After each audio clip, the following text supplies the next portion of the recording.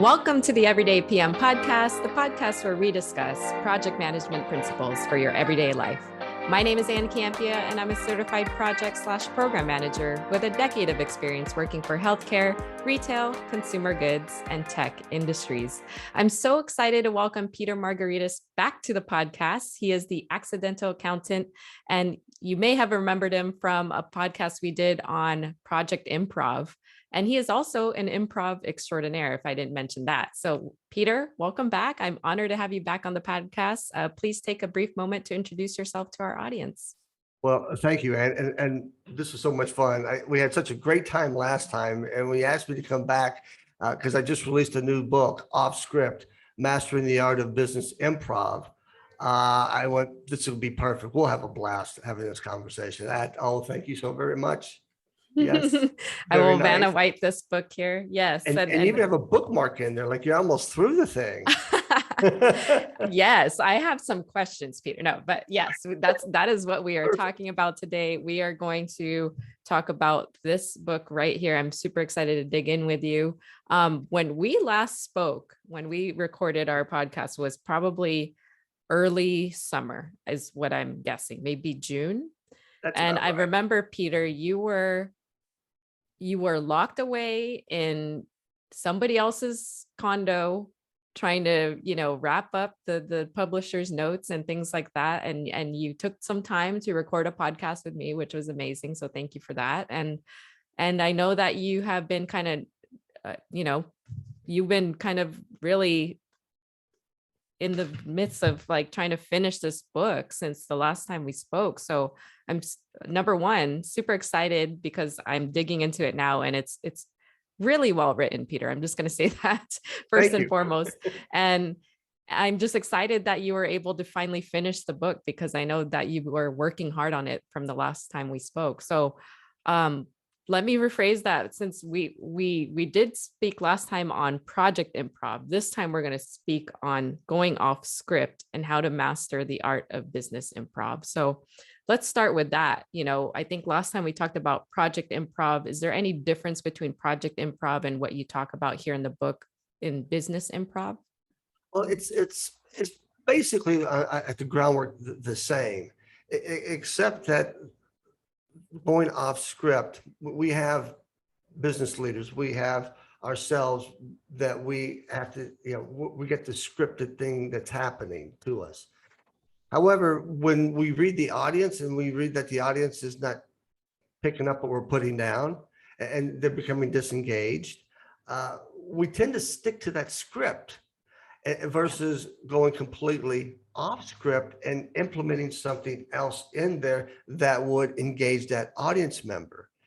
And in the book, I share the story in the introduction that Martin Luther King actually improvised the "I Have a Dream" speech. Mm-hmm. And when I say that to somebody, they give me this look like, what? No, he didn't. Yeah, he did. And real quickly, the story is the night before the speech in Washington, the "I Have the Dream" speech piece of that was in that original draft. But some of his people said, let's take it out. We've been using it way too much over the last 6 to 8 months. Let's put something else in here.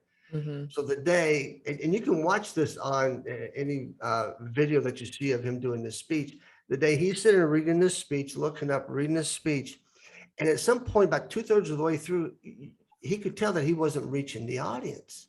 Yeah. And this gospel singer, Mahalia Jackson, said, "Tell me about your dream, Martin." Now, I can't find anywhere where he actually acknowledges that he heard that, but about that same point in time, he pushed his prepared remarks aside. In the last third of it, he went into the "I Have the Dream." The original title of that speech was "Normalcy, Never Again." But wow. We refer to it as the "I Have a Dream" speech. Yes. Yeah. And it's such a compelling story in that. And I have some quotes that kind of lead into my next question. But I love that you really do let the audience know about Martin Luther King and that speech, because to your point, what's most memorable is the part that he eventually pivoted to, or I guess Actually, I won't use the word pivot because I remember the last time I spoke to Peter, he said, stop using that word. But he shifted his mindset and went off script and went back to that I have a dream speech and how impactful it was. And I love that you tell that story, but there's something that you say in the introduction that really hit me. So there's two areas where I wanted to call out and then get your thoughts on it, which is you talk about improv is not about making stuff up or just winging it. And then just to go to another part of the book, to be able to successfully go off script, you must first master the script and then throw it away. I feel like with Dr. Martin Luther King, the way that story tells is he had a script, he prepped and prepped. He saw, to your point, he saw the audience, they weren't reacting the way he thought they would. This was, probably for him, shows how much of a master of improv he is, because he took the time to prepare, realize, read the audience, and then he went off script and he felt confident and comfortable doing that. And I think that's the part that is resonating with me, is that you talk a lot about preparation and how you yourself, Peter, anytime you do improv, you prep, you take days and days to prep. It's not just winging it. So I think you make a very strong statement about how preparation and improv go hand in hand, but can you talk a little bit more about this? Absolutely. That's the myth. I tell the story in the book that I had a 5-minute presentation that I spent 5 hours preparing for. And with a group of people that I was discussing this with, one kind of gave the other person a really weird look on Zoom. And I said, what's up? You prepare? I just thought you guys just come and wing it. Like you don't prepare anything at all. I said, it's just the opposite. And then that's not improvisation. I said, yes, it is. You have the wrong definition of improv. I even made a comment that, even those who do it theatrically, they practice a lot. They practice, but they do throw away that script, but they're prepared to handle anything that comes their way. Preparation is the key, and everything. And the one area that you really don't need to prepare for, but you need to be present, is if we're doing a brainstorming session looking for a solution to a problem. Then you can, when we're going through the divergent thinking process, then you can, you're going in with nothing. You contribute your ideas to, but you walk out with something. Sure. Yeah. But in order for Martin Luther King to do that, I also write in the book that when Rosa Parks was arrested for not giving up her seat, he was a head of a I believe it was Ronald Blake, it was a nonprofit, and actually the public wanted him to speak about her arrest.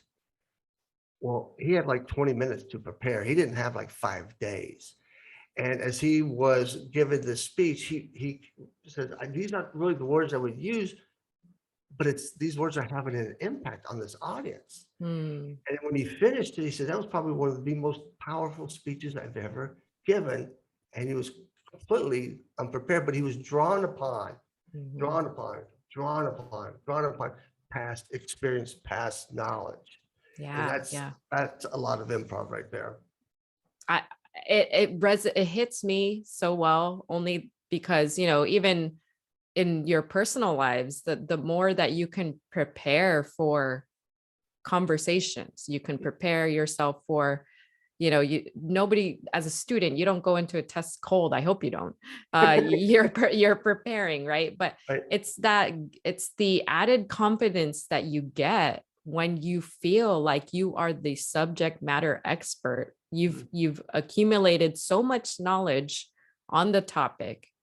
And in Dr. King's, instance, he just had so much knowledge of what was going on in that environment, in that situation. And he had given many speeches and he had given many sermons, right? So just the accumulation of his knowledge of what to say to people in any given situation, that took a lot of preparation. And Peter, to your point, for a 5-minute speech, you prep for 5 hours. And then you tell that story so beautifully as well, in terms of, you went off script when you started to feel like the audience was really resonating with what you were saying. You were even able to throw in a few jokes to make them laugh and to kind of get the audience feeling different things. So I love this connection that you've made. And I think it's really important for the audience that's listening to understand that improv is not just making things up. Like you're probably the smartest person in the room. You've prepped for hours and hours before you even walked on that stage. Did I have that right?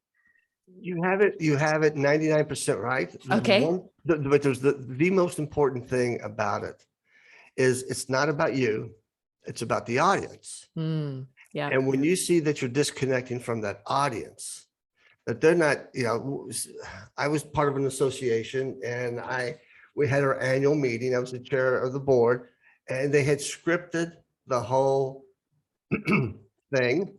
Mm-hmm.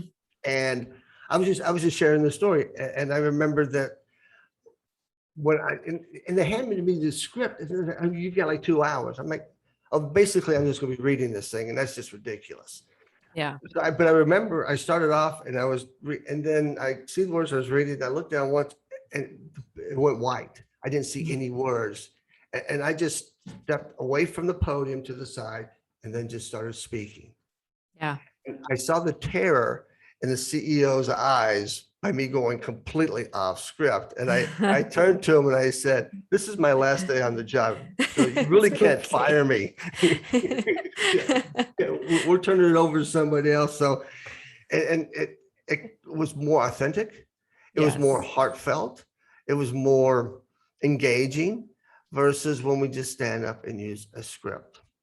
I couldn't agree more. And when I think about it from a project manager's perspective, our material can be the driest of the dry material. I mean, I would think, I'm not an accountant, but I feel like on your end as well, you might say the same thing. We can have meetings where we're just talking about something so dry and so it could just, you will lose your audience in the first few seconds of the meeting if you don't really, to Peter's point, bring that authenticity into it. Here's why I think we should be talking about this today. Don't just go with, here's our agenda, A, B, C, D, very, very rigid.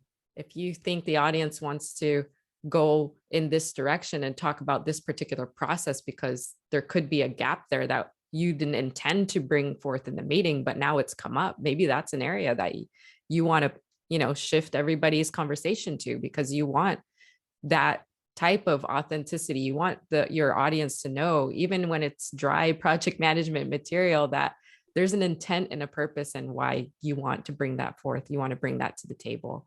I love that, Peter. I think that absolutely makes sense in terms of the most important thing is understanding who your audience is and how to read them. Do you have any tips, by the way? And I think I'll go into that in some of my other questions here about the later parts of the book, but any tips on how you've read the audience and how you can pick up on that? Well, you hit it right on the head. We tend to, when we do a presentation, we tend to either start off talking about our credentials and how smart and great we are, or we go, okay, this is what we're going to cover in the agenda, part 1, part 2, part 3. Yes, yeah. No, throw that, do that later. Tell the audience a story on why you're there. This is why we're here. This is the issue at hand. This is how we need to figure a way to solve this problem for our company and the people around it. And that's what we're tasked here to do. Now let's go dig into the material. Bring some life to it. So when I do a presentation, luckily I haven't seen this in a very long time in mine. I see it every now and then, like a couple of people, but they grab their phones. Yeah. And they do what I like to call the conference prayer. They lower their phone and bow their head. And now they're in the email, they're in the whatever. Yeah. When I see 1 or 2 people doing that, that's okay. But if I start seeing a lot more people doing it, I have Everyone to in the audience. something. Yeah. Yeah. When everybody looks like they're praying, and I need to come up with some way to get them re-engaged. And I might just ask them a question about the topic at hand, or go, you know what? Tell you what, you guys look like you're a little bit on the tired side. I know we got a break scheduled, or maybe we don't, but why don't we all just stand up for a moment and just kind of shake it out? And, let's kind of get re-engaged and dip back down. And all the while I'm thinking, okay, I got a whole bunch of other stuff here that I got to go off script and find that way to engage them. And a lot of it goes to story. What stories do you have? There's stories around us everywhere. And I keep in my phone and Evernote, I have a story journal. And when I find these stories, then if I'm looking for some type of material to put in a presentation or reflect back on prior to walking into a presentation, I'll go thumbing through my stories. Oh, this will be good. I got to remember that one here, or have this as a backup, or just Yeah. that over preparation. Right. Over preparation. So you have many tools in your repertoire, right? If it's this Right. not working, let's try this one, this one, this one. Yeah, I agree. I think that's where, again, I think when I take a step back from reading your book, it's building your confidence in that area. And that really does take the preparation piece of it that Peter's talking about, is that I think for most of us in our roles, the more we can prepare, the more we can be ready, the more we'll have, so that when the audience isn't paying attention and they start praying, that that you can go to different things to get them re-engaged. So I love that. And I wanted to talk a little bit about, kind of that practical advice that you offer up kind of in the second half of the book, by the way. Go ahead. Can I interject one thing? But here's another key piece. You are taking on risk Sure. when Yeah. you go off script. Okay. Tell me about that. And well, what you have in your head that you think you're going to say, you think it's going to work, but it might not. So, and a lot of people are risk averse. Those who tend to have real strong left hemisphere, the logical people, the accountants, the architects, the project managers, all they're afraid of failing or making a mistake. Yeah. Take the risk. The risk, the initial risk outweighs the staying true to that path of what script you are on. You have to fail in order to succeed, and fail is an acronym that represents first attempt in learning. Take the risk. You might get a little heckled at or whatever, that'll go away, but then you just learn something. And that doesn't mean you just learn something to go back to the script. It's like, okay, how could I have said this differently? Right. And it just takes that willingness to take that leap of faith and lean into the fear. And imagine how many lessons we would not have learned if we didn't go off script, right? And especially in our everyday lives, I feel like some of the most important lessons we've learned and accumulated are from the biggest failures that we've ever made. And remember, everybody, as you're watching and listening to this, everybody has that. You're not alone in this. And Peter is absolutely right. That's where the success is going to come from, is learning from those failures, for sure. Professional and personal. It's everywhere. It's everywhere. But this is not a therapy session. So we are, before we digress into that black hole of going back to being off script here, you make the case for improv in the kind of the first half of the book, right? In terms of how improv can help you improve your organizational cultures. And then the second part, you really dig into your day-to-day realities. This is improv at work. Here's situational, examples of when you might be able to do this or that. And so I love this kind of practical advice that you offer up in the second half of the book, as well as areas to reflect on. To your point, you're saying, think about those failures. You should really reflect on them and do it even in your head. Just quick lessons learned. Okay, next time I'm in that situation, I want to try this.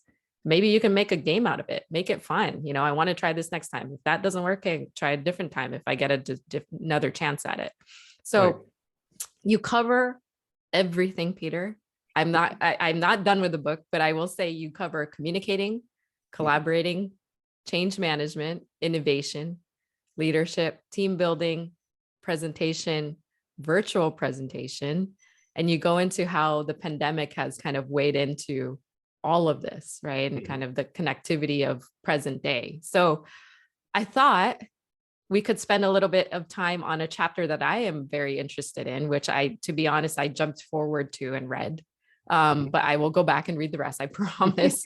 But it's chapter 17, where it's called Making Sure Your Virtual Meetings and Presentations Don't Suck. Because I feel like, at least for me, I also, at the present day, work from home. I do think remote work has increased So I thought this could be a fun area to really tap into in terms of getting your thoughts on making sure we don't suck when we're trying to run things virtually. So why don't we start there? Any tips, thoughts on that particular chapter? That's why I actually, it came from an article that I wrote. You know, just because we're behind a camera and we're not face to face doesn't mean that we turn into robots. There's something about the camera that scares people. Mhm. And I don't, I don't know how I got someone told me, because I've done a lot of on-demand type of recording. And even in those situations, whoever's recording, going, can you teach other people what you do? I said, what do you mean? You're talking to them, not at them. You're using your body language. You're using your tone. You're using your excitement. You're using your disdain. But you're using your body language through this mechanism to help engage the audience. And you know, we've gotten better about whether from a presenter's perspective or a participant's perspective on how to really have your camera situated. And please turn your camera on. It makes it more Yes. engaging for everyone. And you know what? When you turn your camera off, it's so easy to multitask because you're hiding behind. But then you're there for a reason. And you should turn your camera on and monotask versus multitask. If you're there for a meeting, then the meeting's important. If you're there for a learning event, the learning's important. Turn your camera on and get rid of everything else around you. We've gotten better about where we place our cameras. I take that back. I was on a call, a Zoom meeting the other day, and the gentleman was driving his car with his phone on his knee. And I made a comment. I said, Ed, you need to trim your nose hairs. He didn't, but just to kind of get him to realize what he's doing. Yeah. A lot of times we don't realize. Right. That is very scary at the same time. Exactly. You know, there's a lot of ways that you can engage your audience. You can engage your audience. Okay, I'm gonna throw everybody into a breakout room. This is what you're going to discuss, or this is exercise you're going to do. You're going to come out and we're going to debrief. Yeah. I get them to comment in chat. I tell them, unmute yourself and let me know what you think. And you also have to realize that when you ask a question, there's a little bit longer lag than if we're face to face. There's a Conference IO, which is a online platform that I've used in the past to help with that engagement through polling questions, through other activities. I actually, at times I'll use a two camera shoot, and I'll have a flip chart, go old school on everybody behind me or strategically placed that, okay, now let's go to the flip chart and we'll go over here to this camera. I have a switcher here and I'll do one thing and then I'll come back, or I'll have a second camera on me and I hit switch and I go, okay, so what I'm saying here in this aspect, yeah, it just gives them something different to look at. It's like when you watch a commercial or a movie, there's 30 seconds move, 30 seconds, 30 seconds. They're always keeping that movement happening to keep the audience engaged. So those little tips can go a long way. Yeah. I love that. And it sounds like even in your virtual presentations, there's a lot of preparation that goes on in terms of thinking about even just having either multi-camera setup, having a whiteboarding experience. Yes, I think for our audience to understand what is even just down to take a second, if you're on Zoom or if your company uses WebEx or whatever your teams, understand the functionality of the tool. Because to Peter's point, there could be some tools that you can even just use through your virtual conferencing system that you can use to brainstorm and annotate and present in various ways. So that's really, really great advice. And some things that we just don't have time to stop and think about, but I think it definitely will help enhance the virtual experience that we're all kind of stuck in today. And then I like that you say, at least try to get your audience to turn their camera on, because that alone puts a lot of pressure on you to not be off over here or looking down and praying to your phone or whatever you know that you may be doing that is a distraction. I think it's so interesting, Peter. I think the environment we're in now where so many companies have remote work, and how I guess how the trust in the employees has been to still ensure that your attention is on your work every day. It's definitely a interesting time that we're in. Whereas if you were physically in the office, at least you knew the body was physically there. Right. To be honest, I don't know, presence of mind is probably a different conversation. Maybe their mind is elsewhere, but they're physically in the room for the meeting. So there's definitely a big difference in working from home, doing everything remotely. And you go through a lot of those practical tips, which I think is really, really good. Also, you talk about having time to prep your presentation and maybe trying to use different mediums, and then also simplifying your presentation. I love that point that you make as well. You know, you don't have to have so much busy on the screen or on the PowerPoint slide. Make it simple so that you are the presentation. Your voiceover, your talk over notes is the presentation, for example. Absolutely. And, you know, two things about presentations. One, it's not about you, it's about the audience. Mm-hmm. So think about the audience. Think you've been in that seat before. You've been on the other side of that presentation that just bored you to death, or just when I just wasted 45 minutes of my life that I'll never get back. Do the opposite when you do it. Find a way to engage that audience is number one. And number two is, oh, it just slipped my mind. It'll come back to me. I Okay. hope. There was another thought there about presentation. It's all right. And oh no, going to a presentation going something wrong, something's going to happen. I'm not expecting. Something's absolutely going to happen. This happened to me 2 days ago. I was doing a presentation and I had 3 presentations, and I said, okay, guys, I got video in all 3 of them. Let's make sure the sound works, but I had to switch rooms. And the guy told me, I'll take care of it. It'll be fine. We got to that slide and the sound didn't work. So I went, okay, I've seen this enough. Let me just paraphrase what this guy is saying. And let's wait till the video. We get right about here, this animated cartoon. And I kind of explained it. And then we had another glitch and then due to Zoom. And when I was done, the AV guy said, look, I'm real sorry, but you handled it better than anybody I've ever seen. I said, well, this is not my first rodeo. And 2, I go into every presentation that something could happen. And I'm just prepared to adapt, improvise, and just keep it moving forward instead of going, hey, come on, I can't believe this video died on me. Come on. I thought we had to see, but I've seen presenters do that. Yeah. And when you start blaming people in front of an audience, that just kills your credibility. For sure. Completely. For sure. Yeah. The audience experience. Imagine watching a movie and then something happens to the reel, and then the movie just turns off, or the movie theater is not just going to say, okay, well, sorry, see you later. Doesn't work. They're going to do everything in their power to, here's free concessions. Here's a free movie ticket while we get this fixed. Let's do trivia while we're waiting for the movie to say, yeah, to your point, just be ready for that. And that can even happen in the virtual setting in terms of, all the time, audio, video equipment, the video conferencing not working the way you thought it would. That's okay.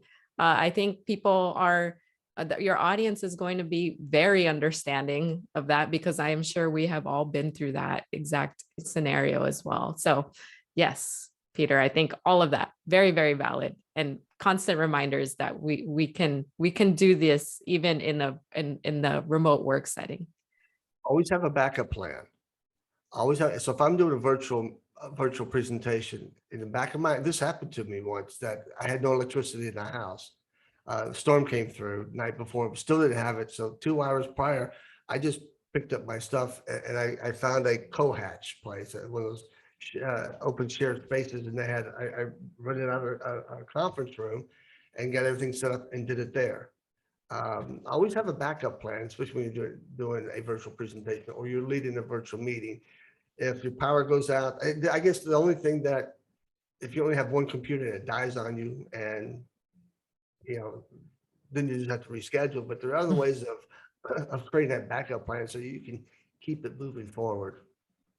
Yeah, agreed. And this is for every type of meeting, right? This could be a weekly meeting that you've had for 5 years since you've been in your role, just every meeting and a subject and topic and type should be treated in this way as much as we can prepare and just be ready for it. I think that's going to be really, really key to making sure that you don't freak out when something goes wrong. That's Yeah. definitely, and maybe that is a part of improv too, is how you react and Yes. adjust, right? Yes. How you react, your heart may be going at 200 miles an hour, but you don't let them see that. You Yeah, keep I that love calm, it. cool, collected, and we'll get this figured out. Something's going to happen. I can figure this out. You know, but we're that resourceful, but we just need to breathe when we get into panic and then think it through. Peter, I'm curious, in terms of your preparation, do you also practice with anyone, or is this just kind of you in the mirror talking through what you're going to present? When I present, I like to be in the space I'm going to present. So I will have prepared everything, and I will give those words that I'm thinking about using oxygen prior to getting to the event. Just because, like, oh God, no, I cannot use that word. What was I thinking? I need a better word than that. Because it's what sounds great in our head. Yeah. When we give it oxygen, could be a career limiting move. It just depends on what words you're thinking of. And so I try to go through the presentation and give it in my office. And when I do a presentation, try to stand up. I try to stand up. Now, in full transparency, I'm in the middle of a transition from my home office to a new office, and I'm in the process of bringing a standing desk in. But normally, I would be standing up at any presentation, any interview as well. But when I get to the facility, I get there the day before. I see if I can go in and see the room. Yeah. I want to see the stage. I want to see how it's set up. I want to get the feel of the room. I want to, if there's a podium there, get out of there, and just use some of the words that I have planned in that space. And I always test my video the night before if I have video in it, and we'll get it playing, and I'll just walk around the back of the room to make sure they can hear it. Sure. And that's the kind of practice that I do. It's not memorizing the script. Someone that once asked me, do I need note cards? Well, are you using some type of like PowerPoint or whatever, or keynotes, what I use? They go, yeah. I said, that's your note card. That should only give you enough information to jar your memory on what you want to talk about. Sure. Don't fill up that slide with words and read from the slide, because you've lost them immediately. Yeah. And you'll get the worst evaluations possible. Just enough to know what you want to talk about. And that gives you the freedom that you've over prepared, that, this story might not be right for this audience. I'm going to use this other story. And that happened to me on Tuesday too. My first start of the presentation, I had it scripted. I knew what I wanted to say, but something happened 2 days prior that this audience needed to hear. So I scrapped that.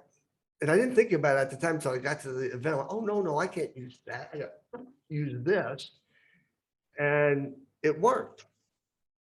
Yeah. I could see that I had them engaged. They're going, when I can see this, that kind of office space look and a head nodding, or there's a little bit of fear in their face, I know they're picking up what I'm putting down. Yeah. Fear in their face. Sorry, that made me laugh a little bit.